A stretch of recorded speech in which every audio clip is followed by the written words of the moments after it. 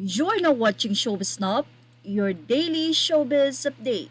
Sa kabila nga ng pang-iintriga, sa nasabi nga pong di umano ay on the rocks na relasyon nila megastar Sharon Cuneta at former Senator Kiko Pangilinan, ay hindi naman hinahayaan ni Senator or former Senator Kiko Pangilinan na iyan talaga ang tumatak sa isip ng mga tao. Yes, hindi nga maiwasan dahil celebrity ang kanyang asawa, ang kanyang may bahay, lalong-lalo na nga at kasama ang movie ni megastar Sharon at Alden Richards sa nasabi nga pong FM Film Festival or MMFF, Metro Manila Film Festival, kung saan ay busy-busy nga si megastar. Sa nasabi kasing latest post ni Senator Kiko Pangilinan, makikita na nagkaroon sila ng family reunion pero hindi nga namataan doon si megastar Sharon Cuneta. Kaya naman ang isip ng mga netizen, talaga bang hindi na sila maayos ni former Senator Kiko? Well, narito nga po ang eksplanasyon ng dating senador. Aniya, heto ang wittiest, chaotic, super magulo, hilarious pero bumubuhos sa pagmamahal na Barangay Pangilinan Annual Christmas Lunch Reunion Party. Kasama ang aming reyna ng barangay na si Kapitana Mami Emma, kaming siyam na kanyang mga anak at mga manugang at ang mahigit sa 30 plus niyang mga apo at pati apo sa tuhod.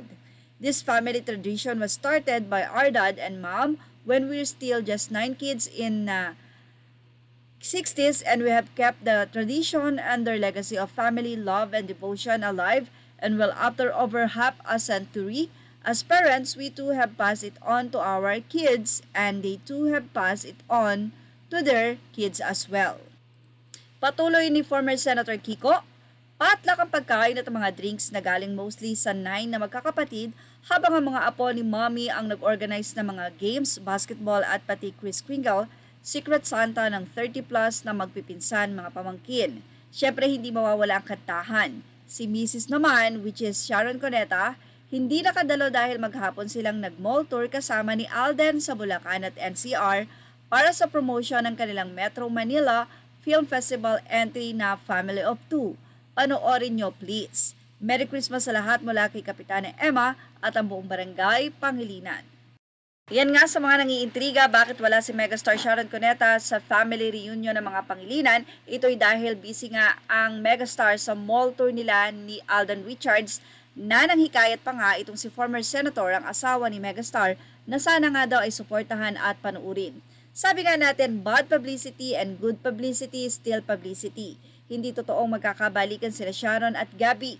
May sari-sarili na silang pamilya.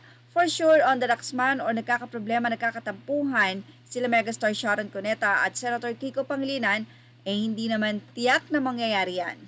Well, ilang mga problema daw na meron pa si megastar Sharon Cuneta ay ang pagkakaidip nito sa anak na si Casey Concepcion na hindi niya nga nakasama ngayong Pasko.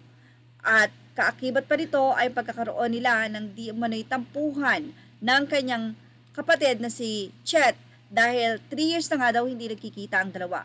Kaya naman ilan sa mga ito marahil ang mga posts ni megastar Sharon Cuneta at hindi ito about sa di umano ay on the rocks na relasyon nila ng dating senador. At yan ang ating Showbiz Now update. Images are all credit to the rightful owners and thank you for watching Showbiz Now.